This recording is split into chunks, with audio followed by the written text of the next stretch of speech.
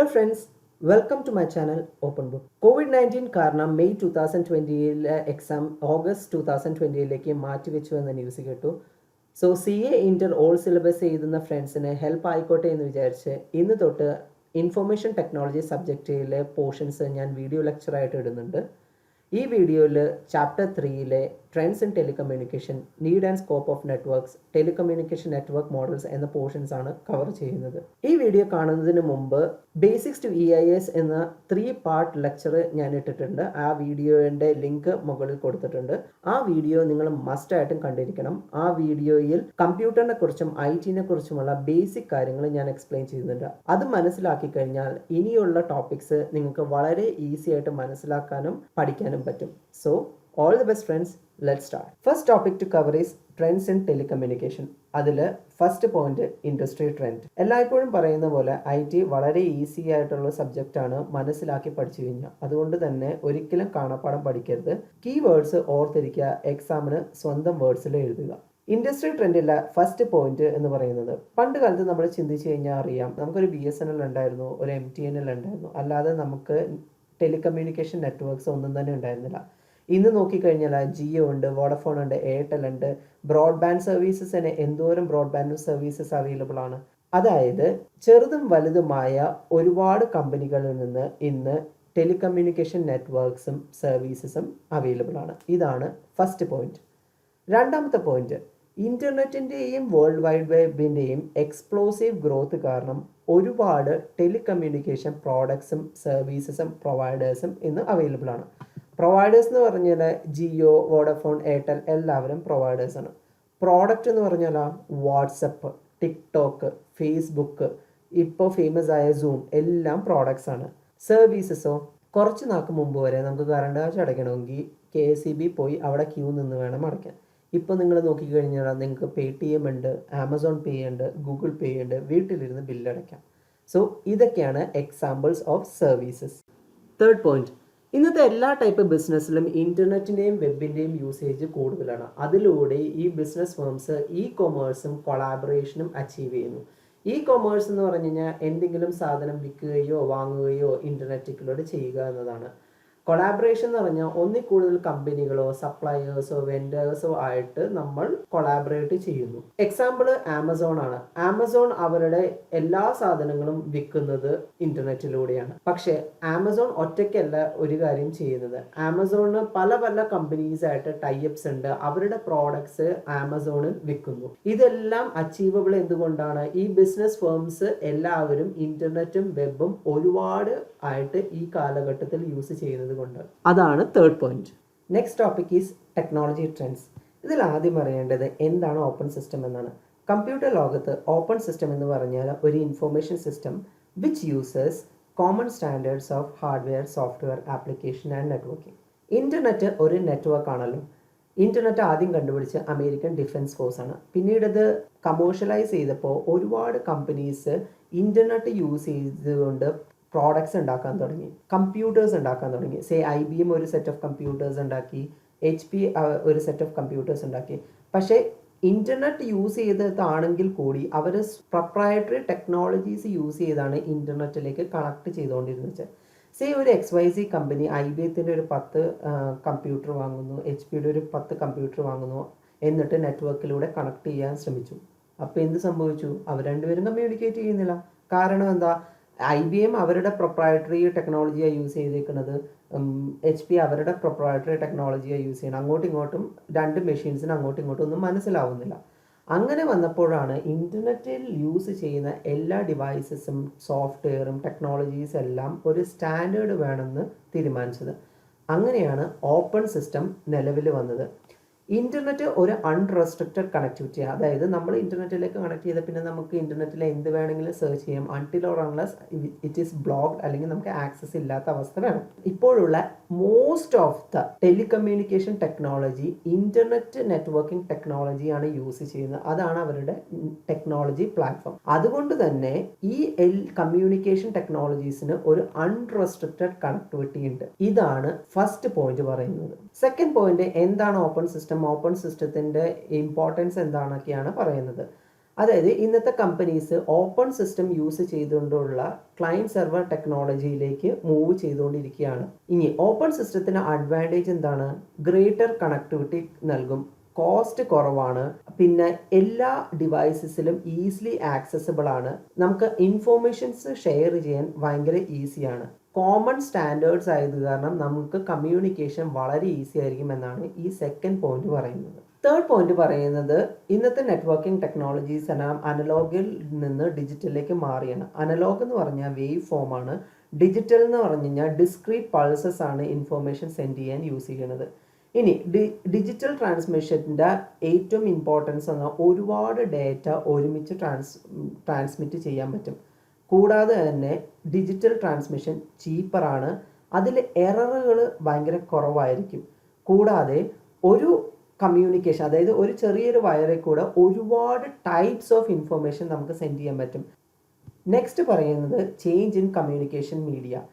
നമുക്ക് കമ്മ്യൂണിക്കേറ്റ് ചെയ്യാൻ എപ്പോഴും ഒരു മീഡിയ വേണം. പണ്ട് ലാൻഡ് ലൈനൊക്കെ യൂസ് ചെയ്തിരുന്നത് കോപ്പർ വയർ ആയിരുന്നു. പിന്നെ കൂടാതെ ലാൻഡ് ബേസ്ഡ് ആയിട്ടുള്ള മൈക്രോവേവ് റിലേ സ്റ്റേഷൻസ് ഒക്കെ നമ്മൾ യൂസ് ചെയ്തു. പക്ഷേ ഇപ്പോൾ മിക്ക കമ്മ്യൂണിക്കേഷൻ നമ്മൾ യൂസ് ചെയ്യുന്ന ഫൈബർ ഒപ്റ്റിക്സ് ആണ്. ഫൈബർ ഒപ്റ്റിക്സിൽ എങ്ങനെയാണ് കമ്മ്യൂണിക്കേഷൻ ട്രാൻസ്മിറ്റ് ചെയ്യുന്നത്? ലൈറ്റ് എനർജിയിലൂടെയാണ് കമ്മ്യൂണിക്കേഷൻ പോസിബിൾ ആവുന്നത്. ഇനി ഫൈബർ ഒപ്റ്റിക്സിൻ്റെ ഏറ്റവും ഇമ്പോർട്ടൻ്റ് ആയ അഡ്വാൻറ്റേജസ് എന്താ? ഫൈബർ ഒപ്റ്റിക്കൽ കേബിളിൻ്റെ സൈസ് വളരെ കുഞ്ഞതാണ്. Most of the fiber optic കേബിളിൽ ഹ്യൂമൻ ഹെയറിൻ്റെ ഡയമീറ്റർ ഉണ്ടാവും. നമ്മുടെ പലരുടെയും വീട്ടിൽ ഷോക്കേസിലിരിക്കുന്ന ഒരു ഇലക്ട്രിക്കൽ ഡിവൈസാണ് ഈ സെക്കൻഡ് കാണിച്ചിരിക്കുന്നത്. ഈ ഇലക്ട്രിക്കൽ ഡിവൈസ് സത്യം പറഞ്ഞ ഒരു ഫൈബർ ഒപ്റ്റിക്കൽ കേബിൾസ് കൊണ്ട് ഉണ്ടാക്കിയിരിക്കുന്ന ഒരു ഇലക്ട്രിക്കൽ ഡിവൈസാണ്. ഇത് കുഞ്ഞിതായതുകൊണ്ട് തന്നെ ഇതിൻ്റെ ഇൻസ്റ്റാളേഷൻ എഫേർട്ട് വളരെ ഈസിയാണ്. സെക്കൻഡ് ആൻഡ് തേർഡ് പോയിന്റ് എന്ന് പറഞ്ഞാൽ ഫൈബർ ഒപ്റ്റിക്കിൻ്റെ കമ്മ്യൂണിക്കേഷൻ കപ്പാസിറ്റിയും ട്രാൻസ്മിഷൻ സ്പീഡും ഭയങ്കര കൂടുതലാണ്. ട്രാൻസ്മിഷൻ സ്പീഡ് എന്ന് പറഞ്ഞാൽ ഒരു സെക്കൻഡിൽ എന്തോരം ഡാറ്റ അതിൽ കൂടെ കടത്തിവിടാൻ പറ്റും. കമ്മ്യൂണിക്കേഷൻ കപ്പാസിറ്റി എന്ന് പറഞ്ഞു കഴിഞ്ഞാൽ എന്തോരം ഡാറ്റ നമുക്ക് ഒരുമിച്ച് വിടാൻ പറ്റും. നമുക്ക് പലപ്പോഴും നമ്മൾ ഇൻ്റർനെറ്റിൽ ബ്രോഡ്ബാൻഡ് എടുക്കുമ്പോഴോ അല്ലെങ്കിൽ മൊബൈൽ ഡാറ്റ നമ്മൾ റീചാർജ് ചെയ്യുമ്പോൾ നമ്മൾ കാണാറുണ്ട് ബാൻഡ് വിഡ്ത്ത് എന്നുള്ളൊരു ടേം. എന്തോരം data 1 GB per second, 2 GB per second, 100 MB per second എന്നൊക്കെ പറഞ്ഞ് നമ്മൾ കാണാറുണ്ട്. അതിനെയാണ് ട്രാൻസ്മിഷൻ സ്പീഡ് എന്ന് പറയുന്നത്. പക്ഷേ നമ്മുടെ ഡാറ്റ മാത്രമായിരിക്കില്ല ഈ ഫൈബർ ഒപ്റ്റിക്കൽ കേബിളിൽ കൂടെ പോകുന്നത്. അവരുടെ 100, 200, 300, 1000, 10,000 ആൾക്കാരുടെ ഡാറ്റ പോകുന്നുണ്ടാവും. അപ്പോൾ എന്തോരം ഡാറ്റ ആ ഫൈബർ ഒപ്റ്റിക്കൽ കേബിളിൽ ഒരുമിച്ച് വിടാൻ പറ്റുമെന്നതാണ് കമ്മ്യൂണിക്കേഷൻ കപ്പാസിറ്റി എന്ന് പറയുന്നത്. ഒരു സെക്കൻഡിൽ എന്തോരം ഡാറ്റ ആ ഫൈബർ ഒപ്റ്റിക്കൽ കേബിളിൽ കൂടെ വിടാൻ പറ്റുമെന്ന് പറയുന്നതാണ് ട്രാൻസ്മിഷൻ സ്പീഡ്. അടുത്തത്, ഫൈബർ ഒപ്റ്റിക്കൽ കേബിളിൽ ഒരു തരത്തിലുള്ള ഇലക്ട്രിക്കൽ ഇൻ്റർഫിയറൻസും അഫക്റ്റ് ചെയ്യുകയില്ല. അതായത് പണ്ട് കാലത്ത് നമുക്ക് ഒരു ഫോൺ ലൈൻ ഇങ്ങനെ പോയി, അപ്പോൾ നമ്മുടെ അപ്പുറത്തെ വീട്ടിലെ ആൾക്കാരുടെ ഫോൺ ലൈൻ ഇതിൽ കൂടെ പോകും, അപ്പുറത്തെ വീട്ടിലെ വേറെ ഒരു പുള്ളിയുടെ ഫോൺ ലൈൻ ഇങ്ങനെ പോകും. ഇതിൻ്റെ ഉള്ളിൽ കൂടെ കറണ്ട് പോകുമ്പോൾ ഓരോ ഫോൺ ലൈനിൻ്റെ മുകളിലൂടെ ഒരു മാഗ്നറ്റിക് എഫക്റ്റ് ഉണ്ടാവുന്നുണ്ട്. അതിനെ ഇലക്ട്രോ മാഗ്നറ്റ് എന്നാണ് പറയുന്നത്. ഈ ഇലക്ട്രോ മാഗ്നറ്റ് തമ്മിൽ ഇങ്ങനെ ഇൻ്റർഫിയർ ചെയ്യുമ്പോൾ ഈ കോപ്പർ വയർ തമ്മിലുള്ള ഡിസ്റ്റൻസ് വളരെ കുഞ്ഞിതാണെങ്കിൽ അപ്പോഴെന്ത് പറ്റും? ഈ കമ്മ്യൂണിക്കേഷൻ ചാനലിൽ നോയ്സ് അല്ലെങ്കിൽ ഡിസ്റ്റോർഷൻ ഉണ്ടാവും. ഇത് ഒരു ഇലക്ട്രിക്കൽ പ്രോപ്പർട്ടിയാണ്, അതായത് അതിൽ കൂടെ കറണ്ട് പോകുന്നത് കൊണ്ടാണ് ഈ ഒരു പ്രശ്നം ഉണ്ടാകുന്നത്. പക്ഷേ ഇതിപ്പോൾ ഫൈബർ ഒപ്റ്റിക്സിൽ കൂടെ പോണത് എന്താണ്? ലൈറ്റാണ്. ലൈറ്റ് പോണത് കാണാം, ലൈറ്റിന് ഈ ഒരു ഇൻ്റർഫിയറൻസ് ഇല്ല. അതുകൊണ്ട് തന്നെ ലൈറ്റ് ഫൈബർ ഒപ്റ്റിക് കൂടെ ഇലക്ട്രിക്കൽ ഇൻ്റർഫിയറൻസ് ഇല്ലാതെ സ്മൂത്ത് ആയിട്ട് പോകും. അതുകൊണ്ട് ഡിസ്റ്റോർഷനോ നോയ്സോ ഒന്നും തന്നെ ഫൈബർ ഒപ്റ്റിക്കൽ കേബിളിൽ അഫക്റ്റ് ചെയ്യുകയില്ല. Next topic is business application trends. First പോയിന്റിനെ കുറിച്ച് പറയുമ്പോൾ ആദ്യം ഓർമ്മ വേണ്ടത് മൊബൈൽ ഫോൺസിനെ കുറിച്ചാണ്. പണ്ട് കുറച്ച് ഹാൻഡ്ഫുൾ ഓഫ് കമ്പനീസ് മാത്രമേ മൊബൈൽ ഫോൺസ് ഉണ്ടാക്കിയിരുന്നുള്ളൂ. ഇപ്പോഴാണെങ്കിലോ ഒരുപാട് കമ്പനീസ് മാർക്കറ്റിൽ അവൈലബിൾ ആണ്. അതുകൊണ്ട് തന്നെ മാർക്കറ്റിൽ മൊബൈൽ ഫോൺസ് വളരെ അഫോർഡബിളും ഫീസിബിളുമായി. Same thing happen to telecommunication applications. മാർക്കറ്റിൽ ഒരുപാട് വെൻഡേഴ്സും സർവീസും ഇൻ്റർനെറ്റ് ടെക്നോളജീസ് വരികയും ഇൻ്റർനെറ്റും വേൾഡ് വൈഡ് വെബും കോർപ്പറേറ്റ് ഇൻട്രാനെറ്റ് ആൻഡ് എക്സ്ട്രാനെറ്റ്സിൻ്റെ ഗ്രോത്തോടുകൂടി ടെലികമ്മ്യൂണിക്കേഷൻ ആപ്ലിക്കേഷൻസ് എല്ലാം തന്നെ വളരെ ഫീസിബിളായി. സെക്കൻഡ് പോയിന്റ് എന്ന് പറയുന്നത് ചെറുതും വലുതുമായ കമ്പനികളുടെ ഓപ്പറേഷൻസും മാനേജ്മെൻറ്റും സ്ട്രാറ്റജിക് ഒബ്ജക്റ്റീവ്സും സപ്പോർട്ട് ചെയ്യുന്നത് ഇ കൊമേഴ്സും എൻ്റർപ്രൈസ് കൊളാബറേഷനും ഇൻറ്റേർണൽ ബിസിനസ് ആപ്ലിക്കേഷനുമാണ്. ഇതെല്ലാം കറക്റ്റായിട്ട് വർക്ക് ചെയ്യാൻ ഇപ്പോൾ ഹെൽപ്പ് ചെയ്യുന്നത് ടെലികമ്മ്യൂണിക്കേഷൻ നെറ്റ്വർക്കാണ്. ഇ കൊമേഴ്സ് എന്ന് പറഞ്ഞല്ലോ, എന്ത് സാധനം നമുക്ക് ഇൻ്റർനെറ്റിൽ നിന്ന് വിൽക്കുകയും വാങ്ങുകയും ചെയ്യാം. അതാണ് ഇ കൊമേഴ്സ്. എൻ്റർപ്രൈസ് കൊളാബറേഷൻ, നമുക്കൊരു പ്രോഡക്റ്റ് ഉണ്ടാക്കണം, അതിന് റോ മെറ്റീരിയൽസ് ചിലപ്പോൾ നമ്മുടെ കയ്യിൽ ഉണ്ടാവില്ല, വേറെ കമ്പനീസായിട്ട് നമ്മൾ കൊളാബറേറ്റ് ചെയ്യേണ്ടി വരും. ചിലപ്പോൾ കുറേ സർവീസസ് നമുക്ക് അവൈലബിൾ ആയിരിക്കില്ല, വേറെ കമ്പനീസിൻ്റെ നിന്ന് വാങ്ങേണ്ടി വരും. അപ്പോൾ നമ്മൾ 1, 2, 3 കമ്പനീസായിട്ട് കൊളാബറേറ്റ് ചെയ്ത് വർക്ക് ചെയ്യുന്ന ഒരു പ്രോഡക്റ്റ് നിർമ്മിക്കുന്നത്, അതിനെയാണ് എൻ്റർപ്രൈസ് കൊളാബറേഷൻ എന്ന് പറയുന്നത്. ഇൻറ്റേർണൽ ബിസിനസ് ആപ്ലിക്കേഷൻ എന്ന് പറഞ്ഞാലോ, നമ്മുടെ കമ്പനി റൺ ചെയ്യാൻ നമുക്ക് നമ്മുടേതായ കുറേ ആപ്ലിക്കേഷൻസ് ഉണ്ടാവും. ഇതെല്ലാം വർക്ക് ചെയ്യാൻ ഹെൽപ്പ് ചെയ്യുന്നത് ആരാ? ടെലികമ്മ്യൂണിക്കേഷൻ നെറ്റ്വർക്കാണ്. തേർഡ് പോയിന്റ് എന്ന് പറഞ്ഞു കഴിഞ്ഞാൽ, telecommunication functions local and global computer നെറ്റ്വർക്കിൻ്റെ ഒരു ഇൻറ്റഗ്രൽ പാർട്ടാണ് എന്ന് പറയുന്നു. ഇതിൽ ഏറ്റവും ഇമ്പോർട്ടൻ്റ് ആയിട്ട് പഠിക്കേണ്ടത് ഈ ബുള്ളറ്റ് പോയിന്റ്സ് ആണ്. അതിൽ തന്നെ 2 കാര്യങ്ങൾ വളരെ ഇമ്പോർട്ടൻറ്റുമാണ്, ടെക്നിക്കൽ എക്സ്പ്ലനേഷൻ കൊടുക്കാൻ പറ്റുന്ന കാര്യങ്ങളാണ്. ബാക്കി എല്ലാ പോയിന്റ്സും നിങ്ങൾക്ക് ടെക്നിക്കൽ എക്സ്പ്ലനേഷൻ കൊടുക്കാൻ പറ്റില്ല. അതുകൊണ്ട് തന്നെ നിങ്ങൾ ജസ്റ്റ് ഒന്ന് വായിച്ചു പോയാൽ മതി. ഏറ്റവും ഇമ്പോർട്ടൻ്റ് ആയിട്ട് പറയുന്നത് share resources and cut cost ആണ്. ഇത് രണ്ടും ഇൻ്റർ റിലേറ്റഡുമാണ്. എങ്ങനെയാണ് ടെലികമ്മ്യൂണിക്കേഷൻ ഫംഗ്ഷൻ കോസ്റ്റ് കട്ട് ചെയ്യുകയും റിസോഴ്സ് ഷെയർ ചെയ്യുകയും ചെയ്യുന്നത്? എക്സാമ്പിൾ പറഞ്ഞു കഴിഞ്ഞാൽ, ഒരു കമ്പനിയിൽ 100 എംപ്ലോയീസ് ഉണ്ട്. ആ കമ്പനിയിൽ ഈ 100 എംപ്ലോയീസിനും കുറേ ഡോക്യുമെൻറ്റ്സ് കണ്ടിന്യൂസ് ആയിട്ട് പ്രിൻറ്റ് ചെയ്യണം. ഈസി ആയിട്ട് ചെയ്യാൻ പറ്റിയ കാരണം എന്താ? ഓരോ കമ്പ്യൂട്ടേഴ്സിലും നമ്മൾ പ്രിൻ്റർ കണക്ട് ചെയ്യുക. അങ്ങനെ ചെയ്ത് കഴിഞ്ഞ് കഴിഞ്ഞാൽ നമുക്ക് കോസ്റ്റ് ഭയങ്കര കൂടുതലായിരിക്കും. ഈ പ്രിൻ്റർ വാങ്ങാനും ഈ പ്രിൻ്റേഴ്സ് മെയിൻറ്റെയിൻ ചെയ്യാനും കോസ്റ്റ് ഭയങ്കര കൂടുതലായിരിക്കും. അതിന് പകരം നമ്മൾ എന്ത് ചെയ്യും? എല്ലാ കമ്പ്യൂട്ടേഴ്സും നെറ്റ്വർക്കിലേക്ക് കണക്ട് ചെയ്യും. ഒരു പ്രിൻ്റർ വാങ്ങിച്ച് അതും നെറ്റ്വർക്കിലേക്ക് കണക്ട് ചെയ്യും. എന്നിട്ട് കമ്പ്യൂട്ടറിൽ ഒരു ആപ്ലിക്കേഷൻ റൺ ചെയ്യും. ഈ ആപ്ലിക്കേഷനിലൂടെ ഈ 100 പേർക്കും പ്രിൻ്റ് ചെയ്യാൻ പറ്റും ഒരേ സമയത്ത്. ഒരേ സമയത്ത് എന്ന് പറയുമ്പോൾ മില്ലി സെക്കൻഡിന് വ്യത്യാസത്തിൽ ഈ ഡിവൈസ് ഡിറ്റർമൈൻ ചെയ്യും ആരുടെ പ്രിൻ്റാണ് ആദ്യം വന്നത്. അതൊരു ക്യൂവിങ് സിസ്റ്റത്തിലൂടെ എല്ലാ കാര്യങ്ങളും പ്രിൻ്റ് ചെയ്യും. ഇതിലൂടെ ബാക്കിയുള്ള 99 പ്രിൻ്ററിനെ പൈസ നമുക്ക് ലാഭിക്കാം. കൂടാതെ തന്നെ ഒരു പ്രിൻ്റർ മാനേജ് ചെയ്താൽ മതി, മെയിൻറ്റെയിൻ ചെയ്താൽ മതി. അങ്ങനെ കോസ്റ്റ് കുറയ്ക്കാൻ പറ്റും. അങ്ങനെ ഇവിടെ റിസോഴ്സ് എന്ന് പറയുന്നത് എന്താണ്? പ്രിൻ്ററാണ്. അതുപോലെ ഒരുപാട് റിസോഴ്സസ് നമുക്ക് ഷെയർ ചെയ്തുകൊണ്ട് കോസ്റ്റ് കുറയ്ക്കാൻ പറ്റും. ഇതാണ് business application trend. Next topic is need and scope of network. അതിൽ തന്നെ ഏറ്റവും ഇമ്പോർട്ടൻ്റ് ആയിട്ട് പറയാനുള്ളത് advantages of networks in an organisation. First one, file sharing. അമേരിക്കയിൽ ഇരിക്കുന്ന ഒരാൾക്ക് ഒരു ഫയൽ ഇന്ത്യൻ ആയ ഒരാൾക്ക് ഷെയർ ചെയ്യണം. അയാൾ എന്ത് ചെയ്യും? ഒന്നെങ്കിൽ മെയിലേക്കും അല്ലെങ്കിൽ ഗൂഗിൾ ഡ്രൈവ് പോലത്തെ എന്തെങ്കിലും സേവ് ചെയ്തിട്ട് ഇന്ത്യനോട് ആക്സസ് ചെയ്യാൻ പറ്റും. അതാണ് ഈ ഫയൽ ഷെയറിംഗ് എന്ന് പറയുന്നത്. വേറെ ഒന്നുമല്ല. റിസോഴ്സ് ഷെയറിങ്, തൊട്ട് മുമ്പ് പറഞ്ഞ പോലെ പ്രിൻ്റർ ഷെയർ ചെയ്യുന്നു. അതുപോലെ ഏതെങ്കിലും റിസോഴ്സസ് നമുക്ക് ഇൻ്റർനെറ്റിലൂടെ അല്ലെങ്കിൽ നെറ്റ്വർക്കിലൂടെ ഷെയർ ചെയ്യാൻ പറ്റും. അതിനെയാണ് റിസോഴ്സ് ഷെയറിങ് എന്ന് പറയുന്നത്. Third point, remote access. Remote access എന്ന് പറഞ്ഞു കഴിഞ്ഞാൽ, റിമോട്ടായിട്ടിരിക്കുന്ന ഒരു ഡിവൈസിനെ നമുക്ക് നെറ്റ്വർക്കിലൂടെ വേറൊരു റീജിയനിൽ ഇരുന്നുകൊണ്ട് ആക്സസ് ചെയ്യാൻ പറ്റും. എക്സാമ്പിൾ പറഞ്ഞു കഴിഞ്ഞാൽ, ഒരു ആപ്ലിക്കേഷൻ റൺ ചെയ്യാൻ വേണ്ടി ഒരു സൂപ്പർ കമ്പ്യൂട്ടർ സെർവർ വേണമെന്ന് വിചാരിക്കാം. അപ്പോൾ അമേരിക്കൻ കമ്പനിയാണ്. അമേരിക്കൻ കമ്പനി ആ സൂപ്പർ കമ്പ്യൂട്ടർ അമേരിക്കയിൽ വാങ്ങിച്ചു വെച്ചു. അമേരിക്കൻസ് കുറേ പേര് ആ സൂപ്പർ കമ്പ്യൂട്ടറിൽ വർക്ക് ചെയ്യുന്നുണ്ട്. പക്ഷേ ആ കമ്പനിക്ക് തന്നെ ഒരു ടീം ഇന്ത്യയിലും ഉണ്ട്. അപ്പോൾ എന്ത് ചെയ്യാൻ പറ്റും? ഈ ആപ്ലിക്കേഷൻ റൺ ചെയ്യണമെങ്കിൽ ഒന്നെങ്കിൽ ഇന്ത്യയിൽ ആ സൂപ്പർ കമ്പ്യൂട്ടർ ഒരെണ്ണം കൂടി വാങ്ങിച്ചു വെക്കണം, അല്ലെങ്കിൽ ഇന്ത്യയുടെ അമേരിക്കയിലേക്ക് കൊണ്ടുവരണം. രണ്ടായാലും കാശ് ചിലവുള്ള പരിപാടിയാണ്. അപ്പോൾ കമ്പനീസ് എന്ത് ചെയ്യും? ഇൻ്റർനെറ്റിലൂടെ അല്ലെങ്കിൽ കമ്പനിയുടെ നെറ്റ്വർക്കിലൂടെ ആ കമ്പ്യൂട്ടറിൽ, ആ സൂപ്പർ കമ്പ്യൂട്ടറിൽ ഇന്ത്യയിൽ നിന്നുകൊണ്ട് ആക്സസ് കൊടുക്കും. അതായത് ഇന്ത്യൻസിന് ഇന്ത്യയിൽ ഇരുന്നുകൊണ്ട് അമേരിക്കയിലുള്ള ആ സൂപ്പർ കമ്പ്യൂട്ടറിൽ ആക്സസ് ചെയ്ത് പണിയെടുക്കാൻ പറ്റും. സത്യം പറഞ്ഞു കഴിഞ്ഞാൽ ഇന്ത്യയിൽ IT ഇൻഡസ്ട്രി ബൂം ചെയ്യാനുള്ള ഏറ്റവും ഇമ്പോർട്ടൻ്റ് ആയ ഒരു കാരണങ്ങളൊന്ന് ഈ റിമോട്ട് ആക്സസ് ആണ്. കാരണം ഇന്ത്യയിൽ പണിയെടുക്കുന്ന ഒരു ലെവലിൽ പണിയെടുക്കുന്ന ഒരു എംപ്ലോയിക്ക് അതേ ലെവലിൽ അമേരിക്കയിൽ പണിയെടുക്കുന്ന ഒരു എംപ്ലോയി 5 ടൈംസ് സാലറി കൂടുതൽ കൊടുക്കേണ്ടി വരും. അതുകൊണ്ട് അമേരിക്കയിലുള്ള കമ്പനീസ് അല്ലെങ്കിൽ യൂറോപ്പിലുള്ള കമ്പനീസ് എന്ത് ചെയ്തു? ഡിവൈസസ് ഇതുപോലെ സൂപ്പർ കമ്പ്യൂട്ടേഴ്സ് അങ്ങനത്തെ ഡിവൈസസ് അമേരിക്കയിൽ വാങ്ങിച്ചു വെച്ചിട്ട് ഇന്ത്യൻസിനെ ഹയർ ചെയ്തിട്ട് അങ്ങോട്ട് ആക്സസ് കൊടുത്തു. അതുകൊണ്ട് ഇന്ത്യയിലെ IT സെക്ടർ പെട്ടെന്ന് ബൂമായി.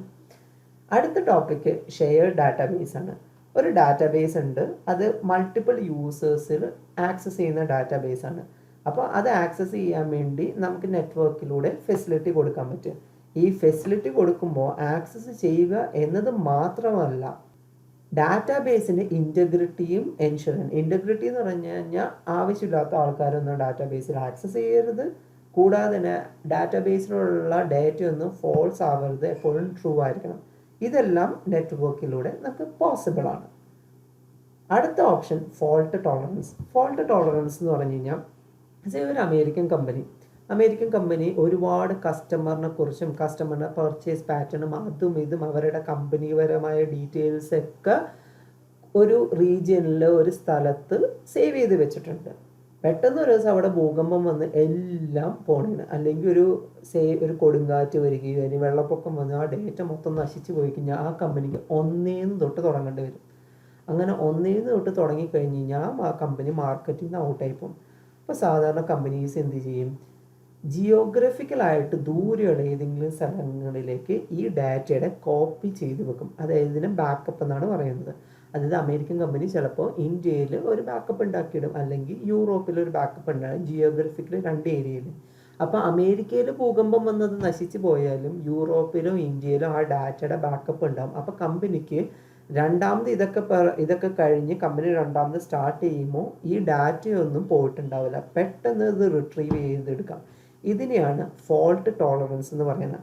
കൂടാതെ തന്നെ ഇപ്പോൾ ഒരു സാധാരണ സെർവറിൻ്റെ കേസസിലൊക്കെ എന്ന് പറഞ്ഞാൽ എല്ലാ സെർവറിനും 2 പവർ സപ്ലൈ ഉണ്ടാകും. നമ്മുടെ കമ്പ്യൂട്ടറിനൊക്കെ ഒരൊറ്റ പവർ സപ്ലൈ അല്ലേ ഉള്ളൂ, നമ്മൾ ഒരു പ്ലഗിലേക്ക് ഇത് കുത്തുന്നത്. പക്ഷേ സാധാരണ സെർവറോ അല്ലെങ്കിൽ ഡാറ്റാ സെൻറ്ററിലോ ഉള്ള മിക്ക ഡിവൈസസിനും 2 റിഡൻഡൻറ്റ് പവർ സപ്ലൈസ് ഉണ്ടാവും. അതുപോലെ തന്നെ റിഡൻഡൻറ്റ് നെറ്റ്വർക്കിംഗ് കേബിൾസ് ഒക്കെ വെച്ചിട്ടുണ്ടാവും. കാരണം ഏതെങ്കിലും ഒന്ന് അടിച്ചു പോയി കഴിഞ്ഞാൽ മറ്റേതിലൂടെ കാര്യങ്ങളൊക്കെ നടക്കാൻ വേണ്ടി. Next point is internet access and security. ഇവിടെ വളരെ സിംപ്ലിഫൈഡ് ആയിട്ടാണ് ഇൻ്റർനെറ്റ് ആക്സസ് ആൻഡ് സെക്യൂരിറ്റി പറഞ്ഞിരിക്കുന്നത്. യൂഷ്വലി ഒരു കമ്പനിയിൽ ഒരു ടീം തന്നെ ഇരിപ്പുണ്ടാവും ഇൻ്റർനെറ്റ് ആക്സസിനും സെക്യൂരിറ്റിക്കും വേണ്ടി. ഇവിടെ പറഞ്ഞിരിക്കുന്ന ഇൻ്റർനെറ്റിലേക്ക് നമുക്ക് ഒരു ഡോക്യുമെൻ്റ് അയക്കാനോ ഈവൻ വേൾഡ് വൈഡ് വെബിലെ ഏതെങ്കിലും ഫയൽസോ ആക്സസ് ചെയ്യണമെങ്കിൽ നമുക്ക് പോസിബിൾ ആണ്. പക്ഷേ അത് കൂടാതെ തന്നെ കമ്പ്യൂട്ടർ നെറ്റ്വർക്കിനെ കമ്പ്യൂട്ടർ നെറ്റ്വർക്കിനെ സംരക്ഷിക്കാൻ വേണ്ടി ഒരു ഫയർവാൾ സിസ്റ്റം നമ്മൾ ഡിസൈൻ ചെയ്ത് വെച്ചിട്ടുണ്ടാകും. ഫയർവാൾ സിസ്റ്റം എന്ന് പറഞ്ഞാൽ പേടിക്കുകയൊന്നും വേണ്ട. അതായത് എന്തെങ്കിലും മലീഷ്യസ് ആയിട്ടുള്ള ആക്ടിവിറ്റീസ്, അതായത് ഒരു ഹാക്കർ നമ്മുടെ കമ്പ്യൂട്ടർ നെറ്റ്വർക്കിലേക്ക്, നമ്മുടെ കമ്പനിയുടെ നെറ്റ്വർക്കിലേക്ക് ആക്സസ് ചെയ്യാൻ ശ്രമിക്കുകയാണെങ്കിൽ അതിനെ തടയാൻ വേണ്ടിയുള്ള ഒരു സിസ്റ്റത്തെയാണ് ജസ്റ്റ് ഫയർവാൾ സിസ്റ്റം എന്ന് പറയുന്നത്. കൂടുതൽ ഡീറ്റെയിൽ ആയിട്ട് പിന്നെ പഠിക്കുന്നതാണ്. സോ അത്രയേ ഉള്ളൂ advantages of networks in an organisation. Next topic telecommunication networking models ആണ്. അത് നെക്സ്റ്റ് വീഡിയോയിൽ എക്സ്പ്ലെയിൻ ചെയ്യുന്നതാണ്. അവിടെ തൊട്ടാണ് ടെക്നിക്കലി ആയിട്ടുള്ള കാര്യങ്ങൾ കൂടുതലായിട്ട് എക്സ്പ്ലെയിൻ ചെയ്യാൻ പോകുന്നത്. ഈ വീഡിയോയിൽ കുറേ കാര്യങ്ങളൊന്നും ടെക്നിക്കലായിട്ട് നമുക്ക് പറഞ്ഞു കൊടുക്കാൻ പറ്റില്ല.